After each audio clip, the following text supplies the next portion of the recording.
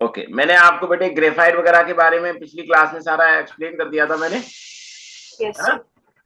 और डायमंड्स वगैरह हमने एलोट्रॉप्स ऑफ कार्बन कर लिए थे। इसके अलावा मैंने यस आपको single bond, double bond, triple bond के जो मोस्टली एग्जाम्पल है जो बता दिए। आगे जो आगे आएंगे तो हम करते जाएंगे, ठीक है। अब हम देखते हैं बेटे versatile nature of carbon. Versatile nature of carbon, इसका मीनिंग क्या है बेटे वर्सेटाइल नेचर ऑफ कार्बन का। आपको मैंने इस चैप्टर की फर्स्ट क्लास में जो है, जो इंट्रोडक्टरी क्लास की थी इस चैप्टर की, उसमें क्या किया था हमने कि आसपास जो भी चीजें हम देख रहे हैं 99% things are made of carbon one one form and another form. मतलब किसी में कार्बन का किसी न किसी तरीके से है बेटे, और normally in the form of compound. Clear. Yes तो बेटे इसका मतलब क्या है कि कार्बन के सबसे ज्यादा कंपाउंड है। देखिए कार्बन की एबंडेंस कम है, लेकिन सबसे ज्यादा कंपाउंड है। More than 3 million compound. कितने हैं? मोर देन 3 मिलियन कंपाउंड्स बेटे हमारे कार्बन के मिलते हैं। आप जो भी चीज लाइफ में देखेंगे, whatever you are using in your life, वहां कहीं ना कहीं किसी ना किसी तरीके से कार्बन अटैच्ड उसके अंदर होगी। क्लियर। हम बेटे जितने भी हमारे पास एलिमेंट्स हैं उन सबको हम एक जगह रख लें, कार्बन को एक जगह रख लें, तो सबसे ज्यादा नंबर हमारे कंपाउंड्स होंगे कार्बन के होंगे। इसका रीजन क्या है, ये पूछते हैं क्या रीजन है इसका कि why the carbon form such a large number of compounds, exam में आता है। तो पहला रीजन आता है बेटे हमारे पास टेट्रावैलेंसी। दूसरा रीजन हमारे पास आता है कैटिनेशन। ये दो रीजन तो आपको लिखने ही लिखने हैं, ठीक है। और ये तीसरा रीजन आपसे पूछते हैं तो लिखने हैं, ये क्या करता है, ability to form multiple bonds. Ability to form multiple bonds. ये बेटे 3 रीजन हो गए। ध्यान रखना ये तीसरा रीजन सबसे लास्ट में लिखना होता है। यदि आपसे कभी 2 रीजन पूछे जाएं तो आपको यही 2 रीजन मेनली लिखने हैं। क्लियर। यस अब देखिए बेटे टेट्रा बैलेंसी क्या होती है। टेट्रा मीन्स क्या है हमारे पास 4। टेट्रा का मीन्स क्या हुआ हमारे पास 4 यहां पर है मेरी। ओके, वैलेंसी मीन्स वैलेंसी जो आप लोगों ने आपने पहले पढ़ी हुई है। तो हमारी कार्बन की वैलेंसी क्या है, जैसे 2,4 है तो कार्बन की वैलेंसी क्या होती है 4 है। और ये वैलेंसी एक टेट्राहेड्रॉन स्ट्रक्चर होती है। आप टेट्राहेड्रॉन स्ट्रक्चर आप देखें, यदि आपने जो है मैथमेटिक्स में बेटे, जैसे ये मान लीजिए हमारा पीक, ये इसका एपेक्स है। तो टेट्राहेड्रॉन क्या होता है बेटे, 4 कॉर्नर होते हैं एक किसी 3 डायमेंशनल स्ट्रक्चर के। पढ़ा है ना ये वाली स्ट्रक्चर टेट्राहेड्रॉन। यस सर ये पैरामिड टाइप की जो स्ट्रक्चर्स होती है, ये हमारा 4 जो इसके 4 कॉर्नर्स होते हैं, उन 4 कॉर्नर्स पे इसकी चारों वैलेंसी क्या होती है, डायरेक्टेड होती है। और बीच में क्या होता है बेटे, कार्बन एटम।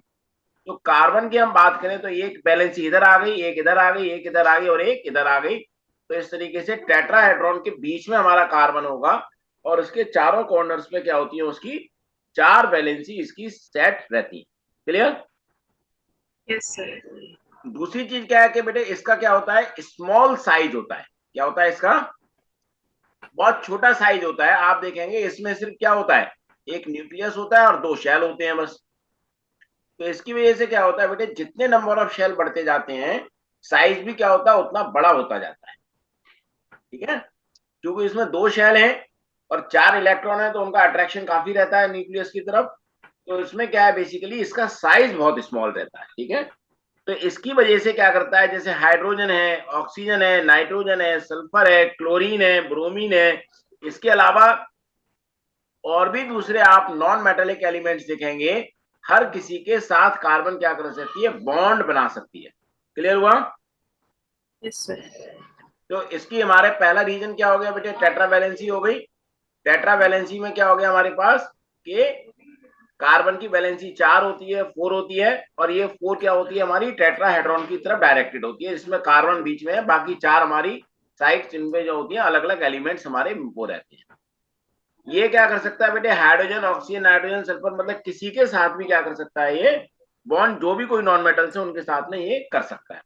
क्लियर। ध्यान Yes, रखना sir. बेटे, कार्बन डायरेक्टली मेटल्स के साथ बॉन्डिंग नहीं करता है। यदि आप किसी कार्बन कंपाउंड में बेटे नॉन मेटेलिक आइटम भी देखते हैं, सॉरी मेटेलिक कंपोनेंट देखते हैं, कोई भी मेटल, तो वो डायरेक्टली बॉन्डेज नहीं होगा, वो hydrogen, oxygen, nitrogen, sulphur, chlorine, इनके थ्रू होगा बॉन्डिंग। समझ में आया? Yes, sir. Direct carbon bonding नहीं कर सकता। दूसरा हमारे पास आता है बेटे कैटिनेशन। कैटिनेशन का मतलब क्या है? Self linking. क्या होती है? सेल्फ लिंकिंग या सेल्फ कॉम्बिनेशन इसको हम बोलते हैं। मतलब कार्बन क्या है बेटे, खुद के साथ भी लिंक कर सकता है। एक ही कंपाउंड में कार्बन दूसरे एटम्स के साथ भी लिंक कर सकता है, और उसी कंपाउंड में कार्बन खुद के साथ भी लिंक कर सकता है।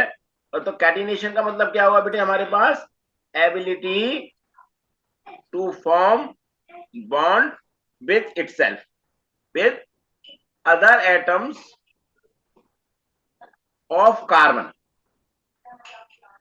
इनडेफिनिटली, या आप कह सकते हो इनफाइनाइटली। Infinitely, clear? कितनी भी Yes, लंबी sir. चेन बन सकती है। तो इससे क्या बन जाते हैं? इसके बहुत बड़े बड़े मॉलिक्यूल बन जाते हैं, और इस प्रॉपर्टी को हम क्या कहते हैं? कैटिनेशन बोलते हैं। तो कैटिनेशन क्या हुआ हमारे पास बेटे? कार्बन खुद के साथ लिंक करता है एंड इनफाइनाइटली करता है। It can make so very large change. तो इसको जो है हम क्या कहते हैं? कैटिनेशन कहते हैं। तो कैटिनेशन की डेफिनेशन हम क्या लिख सकते हैं?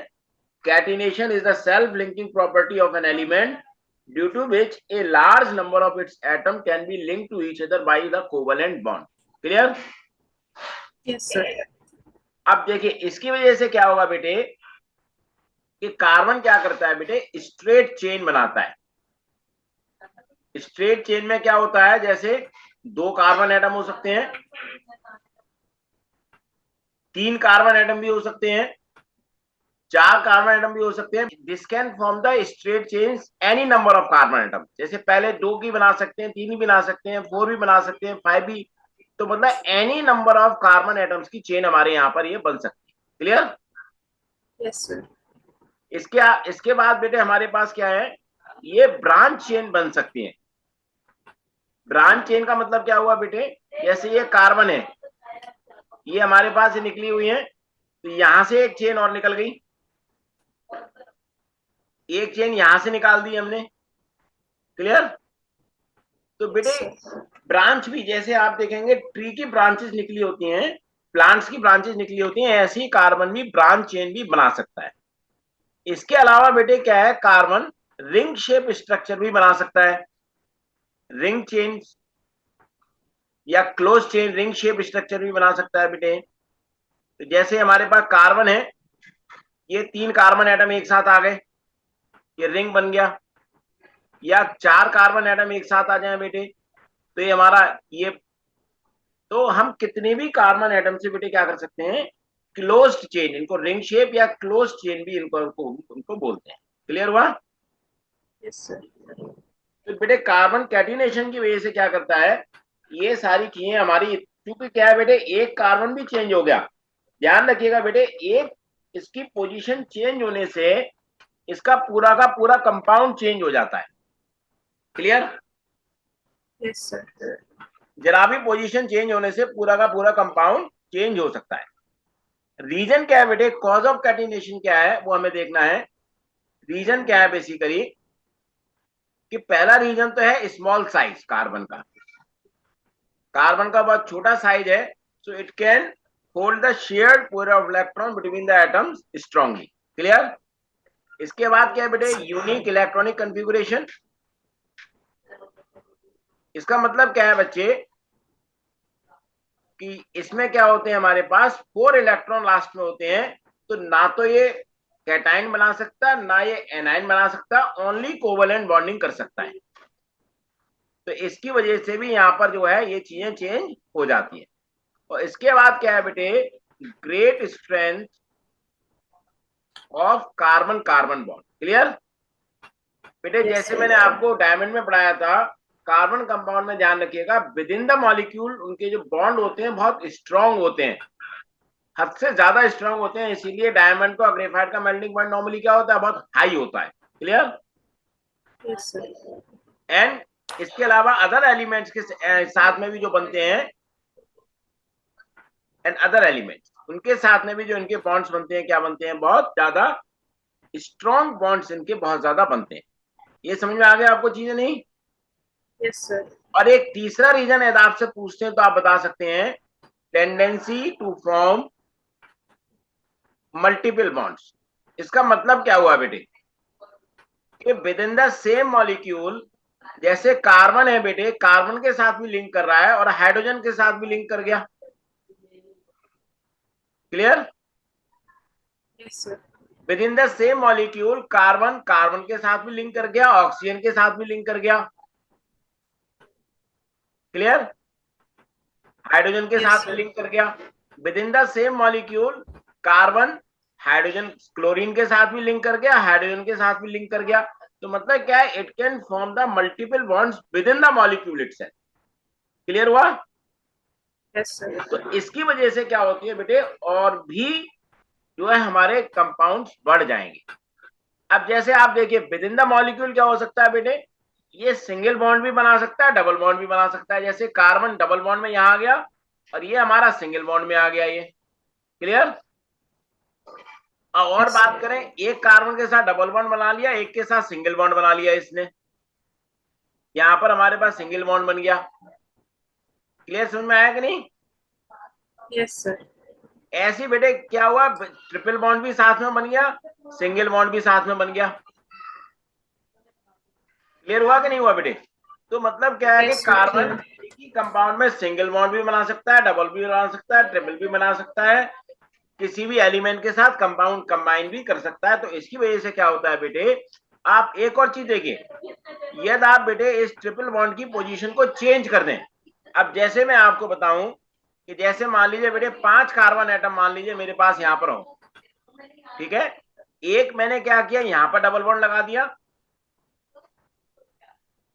ये हमारा कंपाउंड बन गया। और मान लीजिए इस डबल बॉन्ड की पोजीशन अब मैं चेंज कर दूं, जैसे सी सी, यहां पर मैंने डबल बॉन्ड कर दिया सी सी, तो अब ये डबल बॉन्ड की पोजीशन चेंज हो गई। तो इस डबल बॉन्ड की पोजीशन चेंज होने से भी बेटे क्या होगा, ये एक नया कंपाउंड बन गया ये। क्लियर हुआ? Yes, sir.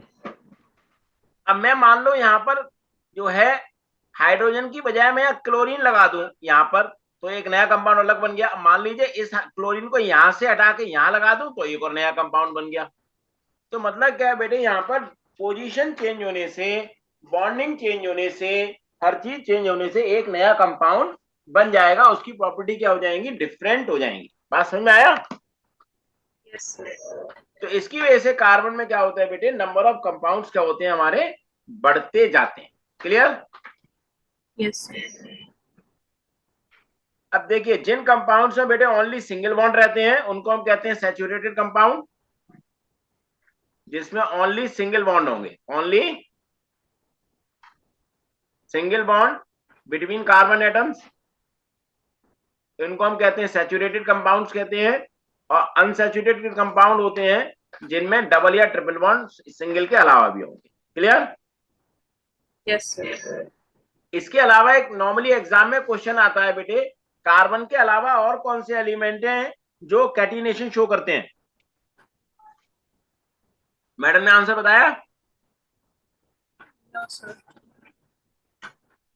बेटे, कार्बन के अलावा जैसे सल्फर है वो कैटिनेशन शो करता है, सिलिकॉन है वो कैटिनेशन शो करता है। आपने देखा था ना सल्फर मॉलिक्यूल में 8 एटम्स थे, Sir.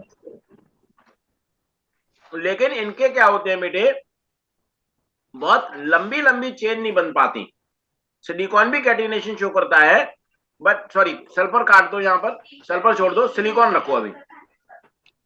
सल्फर एलोट्रॉप में आ जाएगा। सल्फर किस में आ जाएगा, ये एलोट्रॉप में आ जाएगा। एलोट्रॉप में जो कार्बन के अलावा सल्फर में भी आता है। सिलिकॉन हमारा इसमें कैटिनेशन में आ जाएगा, लेकिन सिलिकॉन में 8 या 9 कार्बन सिलिकॉन एटम से ज्यादा लंबी चेन नहीं बन पाती है। इसका रीजन क्या है कि इनके बॉन्ड बहुत ज्यादा स्ट्रांग नहीं होते। सिलिकॉन एटम क्या होता है बेटे, कार्बन से थोड़ा बड़ा एटम होता है। तो इसकी वजह से क्या है कि यहाँ पर बेटे बहुत बड़ी बड़ी चेन नहीं बन पाती है, क्योंकि इनके बॉन्ड बहुत स्ट्रांग नहीं होते। क्लियर हुआ बेटे? Yes, sir. तो एक एक क्वेश्चन एग्जाम में आता है normally, other then carbon which other element show the catenation, so you can write the silicon and why, difference क्या है? तो इनमें जो है they don't make the very large, their bonds are not very strong as compare to the carbon. Clear? Yes, sir. हाँ, okay, पढ़िए बेटे। Versatile nature of carbon. Many of things we use are made up of carbon compounds. About more than 3 million compounds of carbon are known. This outnumbers by a large margin the compounds formed by all the other elements are put together. The existence of such a large number of organic compounds is because of versatile nature of carbon, which are described below. Reasons for the large number of carbon compounds or organic compounds: tetravalency of carbon, catenation, tendency to form multiple bonds. Tetravalency of carbon. Carbon has a valency of 4, therefore it is capable of bonding with 4 other atoms of carbon or some other elements. The 4 valencies of carbon are directed towards the 4 corners of a tetrahedron, with carbon atom at the center of the tetrahedron. Due to its small size, carbon forms very strong bonds with many elements such as hydrogen, oxygen, nitrogen, sulfur, the chlorine, and many other elements, giving rise to compounds with specific properties, represented by putting 4 short lines in the symbol of a carbon.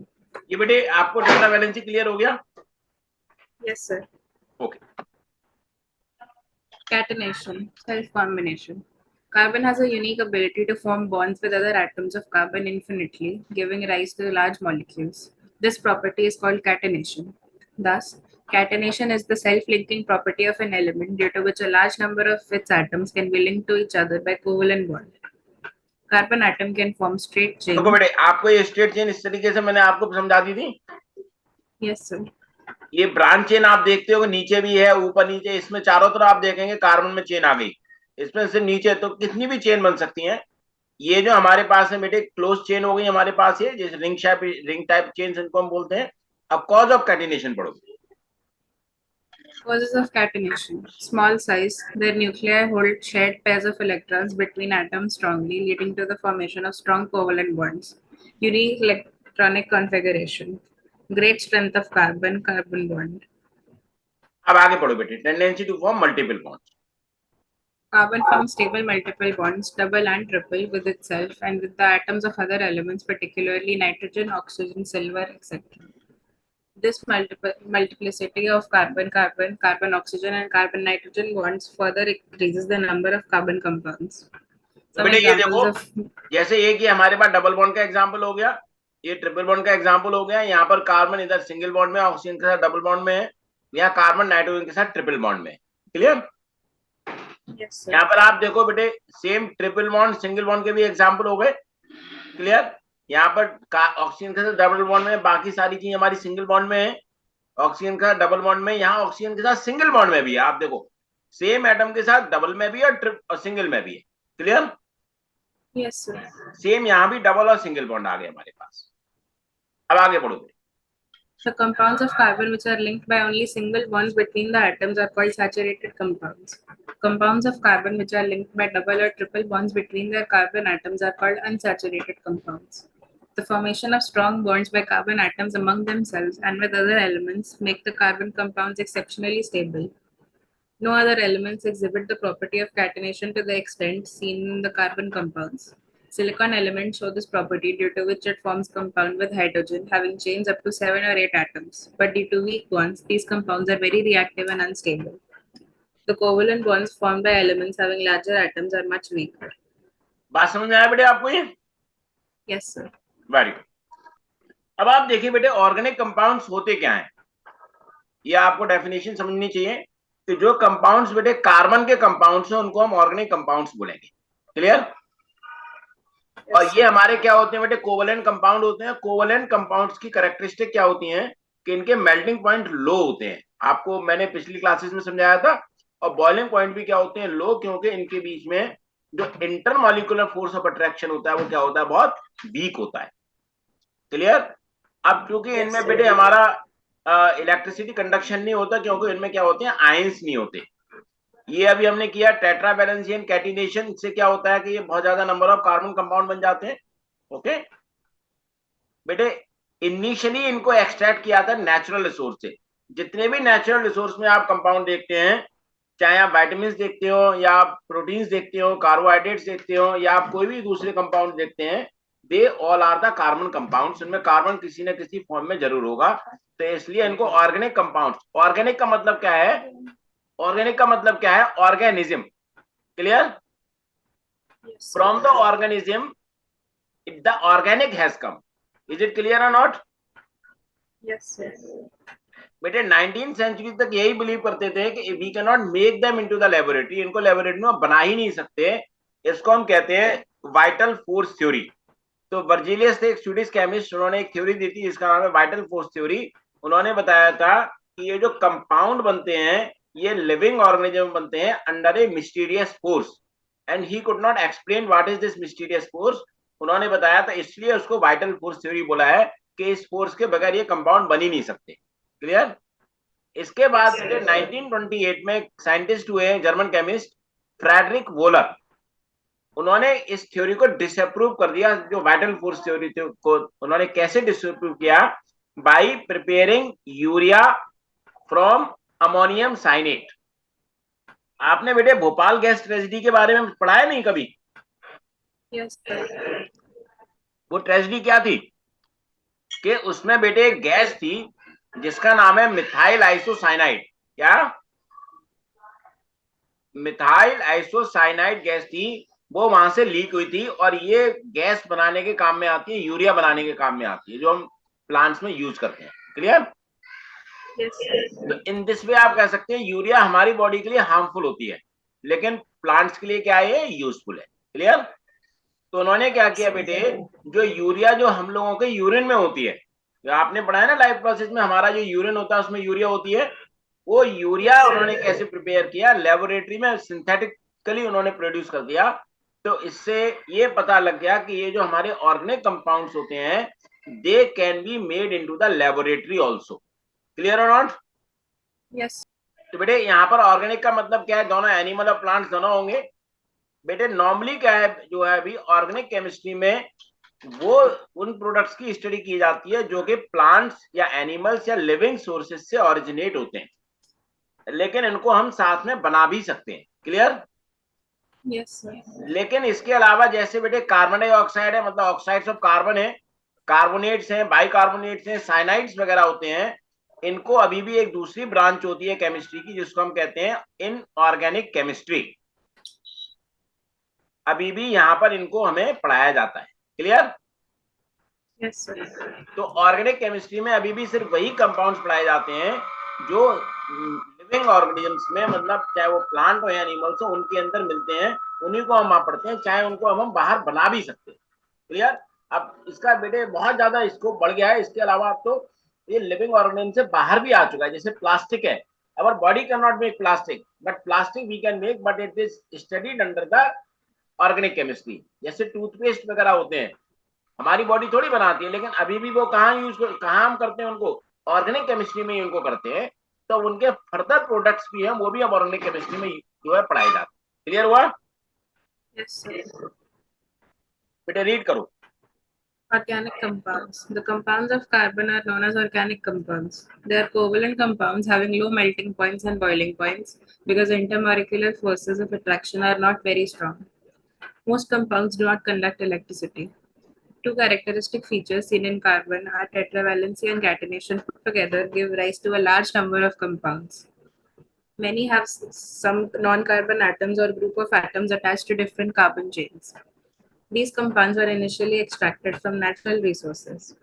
In the early 19th century, it was believed that these carbon compounds or organic compounds could be found within a living system and cannot be prepared in the laboratory. On the basis of this belief, Berzelius, a leading Swedish chemist in 1915, proposed vital force theory. It states organic compounds are produced only under the influence of some mysterious force existing in the living organisms. This mysterious force was called vital force.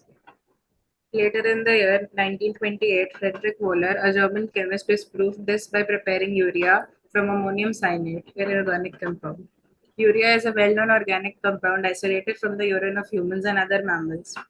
Urea was prepared in the laboratory by heating together the compounds ammonium chloride or ammonium sulfate with potassium cyanide dissolved in water. This is a double displacement reaction and very common in organic compounds. The word organic pertains to organs of both animals and plants. Organic chemistry is the study of products which originate from plants and animals or from living sources.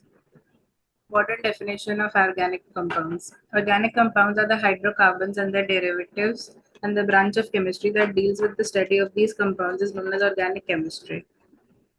But certain form compounds such as oxides of carbon, carbonates, bicarbonates, cyanides, etc. are not called organic compounds and are still studied under inorganic compounds. बेटे समझ में आ गया आपको? Yes, sir. Very good.